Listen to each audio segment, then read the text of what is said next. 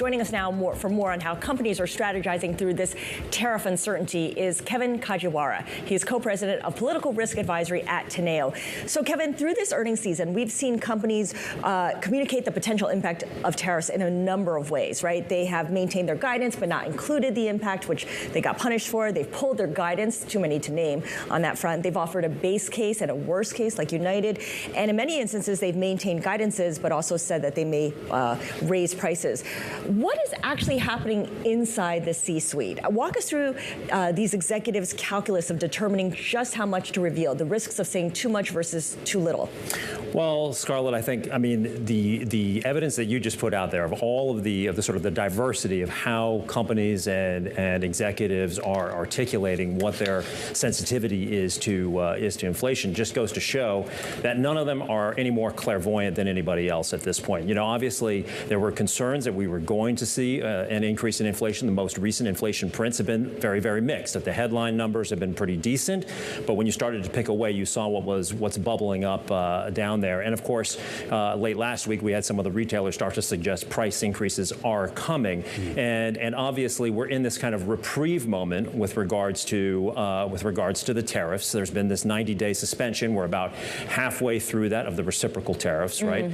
That is looming out there, notwithstanding the quote-unquote deals that were cut with the United Kingdom and with China. They are supposed to re-kick in if all the rest of the deals aren't satisfied in the next 200 days. So my point is, or in the next 45 days or so, my point is that the impact of tariffs continues to loom out there, and it's once we get to a point where you have a good indication of what the final numbers are going to look like, I think companies will have a lot more license to be more precise, or they'll be demanded by investors that they be more precise on what those inflationary impacts are going to be on them.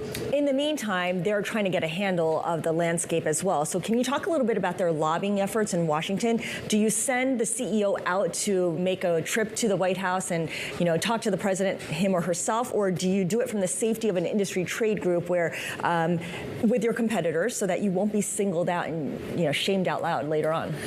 Look, I think it depends on a number of factors. One is the stature of the CEO. Another is, of course, the sensitivity of the industry that they are in and how sensitive that is going to be to any disruption of the global supply chain.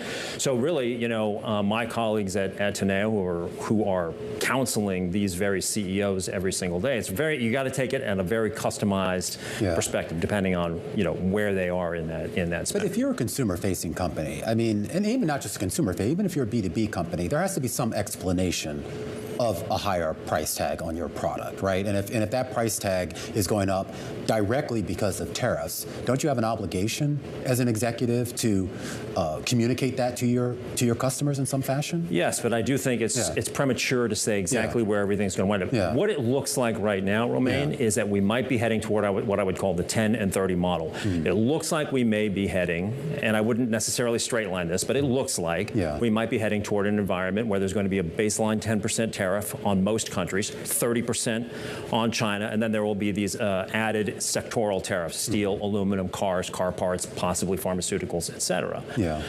If it winds up being a 10% tariff that your product is subject to, how you're going to be able to split that between the exporter, the importer, and the consumer, is going to impact how you're going to have to communicate that. If you're going to put it all onto the consumer, that's one thing. If you're willing to accept margin hit for some period of time, that'll be something else. So I think there's no one-size-fits-all answer to this question is the issue. And this gets to this idea then as to what the marketing, I guess for lack of a better word, or salesmanship of it is going to be.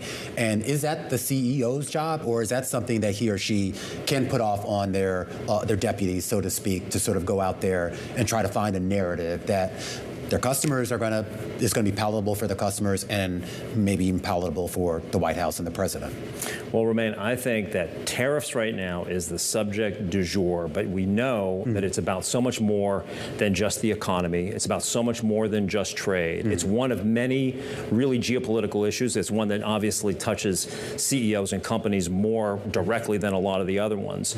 But all that to say that I think in this environment, the CEO has to be the chief chief political risk officer of a company. We're making strategic decisions now. It is going to be incumbent on them. Even if some of the requests are maybe unreasonable. I mean, I think back to the comment from Trump the other week about Apple moving its production to India. I mean, even if Tim Cook wanted to abide by Trump's threat, I mean, that's not something you just can unravel in a day or two. No, but let's be clear. I think Apple and Tim Cook have been under this pressure before. I mean, President Obama asked Steve Jobs why they couldn't make the iPhone in the United States. There are good reasons for it. It's complicated. There's probably nothing more complicated or more emblematic of the global supply chain sort of perfection than Apple. So we pay so much attention to it because Apple is a U.S.-based company, but it's a global company. It relies on sales to the rest of the world. And that brings us to this idea that as much as everyone's fixated on U.S. tariffs on other countries are still making deals with each other as well. How are CEOs thinking through the logistics, the strategy with that, while staying focused on the uncertainty of what's happening with the U.S.? Well, I think number one, it is being as best informed as you possibly can be about the fact. I mean, it's so easy, right, to over-index on exactly what's happening in Washington. The noise and the velocity is just so great. On the other hand, this time around, Trump 2.0, other countries are not standing still, as we have seen. The deal yesterday between the EU and the UK, India and the UK, EU and Mercosur. A number of the Latin American leaders were just in China last week. Xi Jinping did a trip throughout Southeast Asia the week before. So there's going to be, I think, an increased move to more bilateral and even multilateral deals that are going to be going around the U.S. Remember that global GDP or trade as a percentage of global GDP has remained constant since Trump 1.0. It's about 60% of global GDP. It is going up in most of the world. Trade as a percentage of GDP, as the White House just pointed out in your clip a minute ago, is going down. It's 25% here. And if you look at the 10 fastest growing trade routes in the world, only 2 of those have a terminus in the United States. So trade, there are going to be a lot of countries that continue to believe that free trade and the principles of free trade are to their benefit and to the benefit of their companies.